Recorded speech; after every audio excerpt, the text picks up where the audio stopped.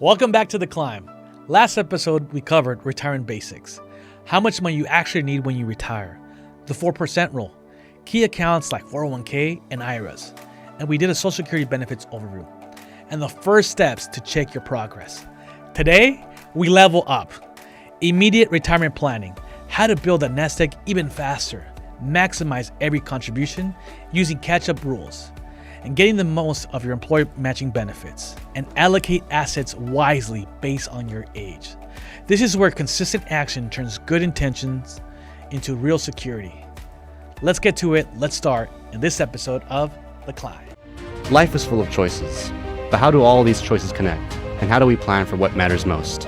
Because when your life goals align with the right financial strategy, you don't just dream, you climb.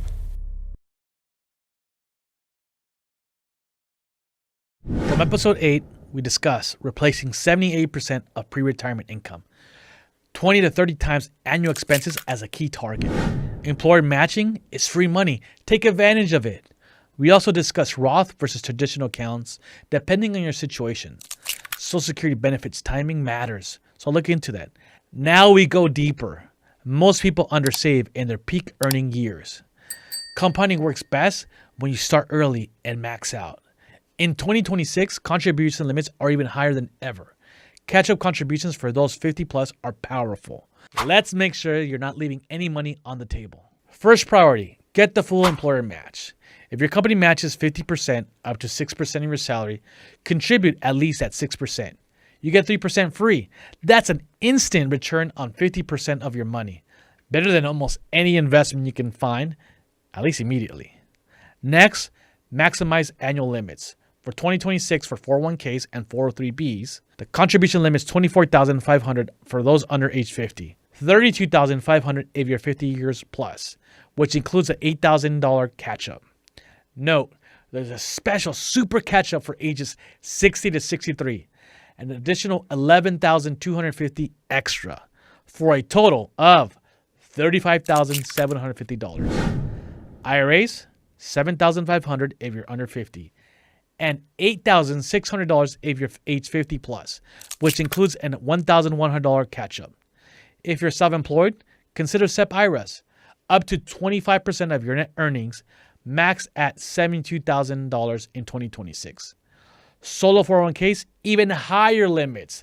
Strategy: contribute enough to lower your taxable income if you're in a higher tax bracket, or use Roth for tax-free growth if you expect higher taxes later. Automate it. Set payroll deductions or auto transfers.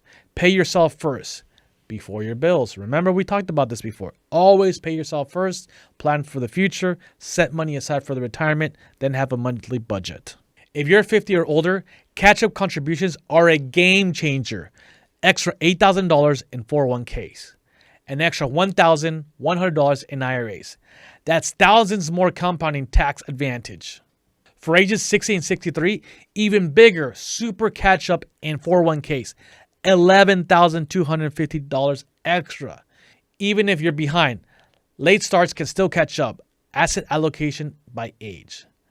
Younger persons, ages 20 to 30s, mostly stock, 80 to 100%, equities for growth. Mid-career, in your 40s, 70-80% stocks, 20-30% bonds, a balance between growth and stability. For those pre-retirees in their 50s, 60s, we're looking at 60% stock, 40% bonds. We're looking to protect those gains.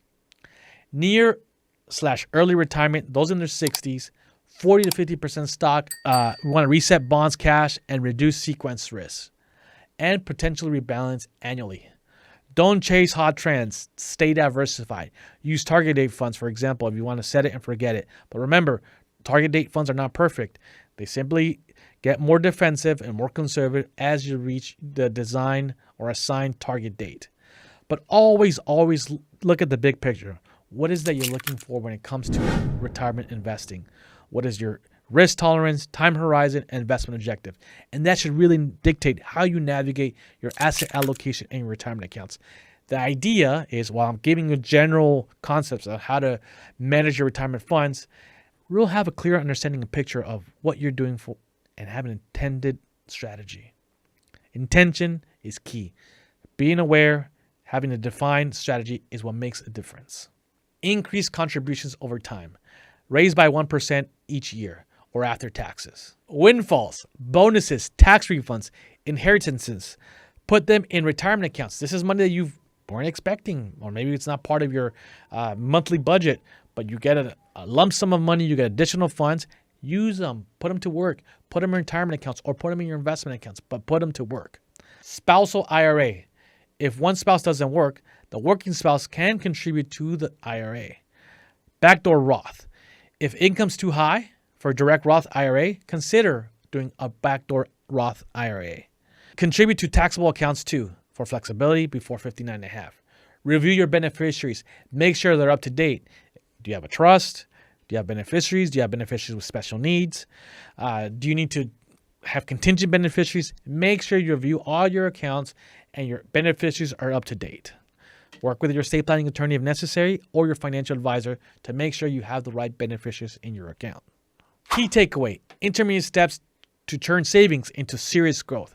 Actions for this week: check your current contribution rate. Aim for full employment match first. If you're 50 plus, confirm you're using catch-up contributions. Review your asset allocation. Is it age appropriate? And remember to rebalance your accounts if appropriate and necessary. So let's recap that one more time because I really want to hit that home. If you're 50 years old or plus, remember, you might have done a set it and forget it strategy when you were a little bit younger, but now you have eligibility to have the catch-up contributions. Make sure you know what they are and make sure you're maximizing those, whether it's your traditional catch-up phase or the super catch-up that we discussed earlier. And your asset allocation, you want to make sure that you're investing your money wisely in the right categories based on your age and when you plan to retire. And review your account performances. How's your account performing on a quarterly, monthly, semi-annual basis, annual basis? And if necessary, adjust. Don't chase the market. Don't just make changes just because, but have a conscious awareness of how your account is performing and when it's time to rotate if necessary. In next episode, we discuss advanced retirement planning and withdrawal strategies, sequence of return risk, tax-efficient withdrawals, and more ways to make your money last. Then we finish with an expert and a conversation that's going to bring real-life stories and really talk about building something that's meant to last. Your climbing is getting stronger. Thank you for listening. See you next time in your favorite show, The Climb. Life is full of choices, but how do all these choices connect? And how do we plan for what matters most? Because when your life goals align with the right financial strategy, you don't just dream, you climb.